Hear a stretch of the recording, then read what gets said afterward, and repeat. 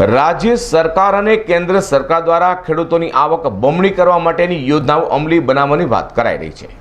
ખેડૂતોનો વિશ્વાસ ઊભો થતાં જ ડાંગ, વલસાડ, નવસારી, સુરત અને તાપી જિલ્લાના બાગાયતી પાક કરતા ખેડૂતો દ્વારા આ ક્ષેત્રમાં વધુ પ્રગતિ કરી શકાય છે, જેના પરિણામે દક્ષિણ ગુજરાતમાં 70,000 હેક્ટરમાં બાગાયતી પાકોનું વાવેતર થયું છે, જેના મહત્તમ કેરીના પાકનું વધારે વાવેતર કરવામાં આવે છે।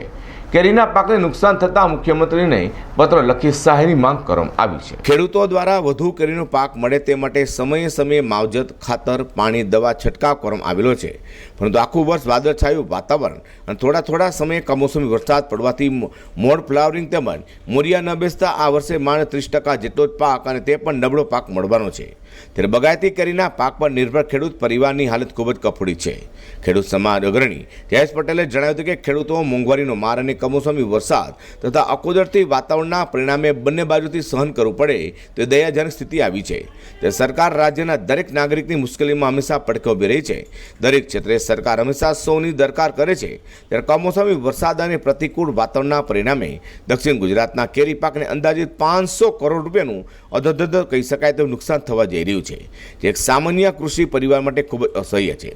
દક્ષિણ ગુજરાતના કેરી પકવતા ખેડૂતોના ખેતરોનો બાગાયત વિભાગ માટે યોજના ધોરણે સર્વે કરી જગતના તાતને આપની સરકાર છે ત્યાં સુધી ન આવે અને આમ ઊંચી ન આવે તે સૂત્રને સાર્થક કરવા સર્વે કામગીરી હાથ ધરી અને નીતિ ધરી તે કેરી પકવતા કૃષિકારોને વિશેષ સહાય પેકેજ આપવી જોઈએ તે માંગ કરવામાં આવી હતી।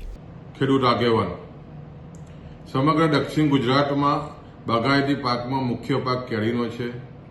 આ વર્ષે જે રીતે સમગ્ર વિશ્વમાં જળવાયુ પરિવર્તનને કારણે જે પર્યાવરણની માઠી દશા બેસી છે એની સીધી અસર આંબાઓ પર થઈ છે અને એને કારણે જે રીતે સતત 2-3 માવઠા થવાને કારણે જે રીતે મોર અને પછી જે મોડિયા બેસવા જોઈએ અને જે રીતે ખરી ગયા એને કારણે માંડ 30% જેટલો જ પાક આંબા ઉપર બચ્યો છે।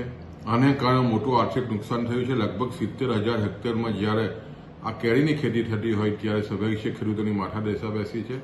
આના અનુસંધાનમાં ખેડૂતોને આર્થિક નુકસાન જે જઈ રહ્યું છે એના માટે માનનીય મુખ્યમંત્રીને પત્ર લખ્યો છે અને ખાસ વિશેષ પેકેજ જાહેર થાય અને ખેડૂતોને બચાવી લેવા માટેનો મેં ખાસ મુખ્યમંત્રીને અપીલ કરી છે। દક્ષિણ ગુજરાતમાં થયેલા કમોસમી વરસાદને લઈને ખેડૂતોને ભારે નુકસાન થયું હોય 500 કરોડ રૂપિયાના નુકસાનનો અંદાજ પણ લગાવાઈ રહ્યો છે, જેથી ખેડૂતો માટે રાહત પેકેજ આપવામાં આવે તે માંગ રજૂ કરાઈ છે। અઝર કુરેશી સાથે પ્રકાશવાળા।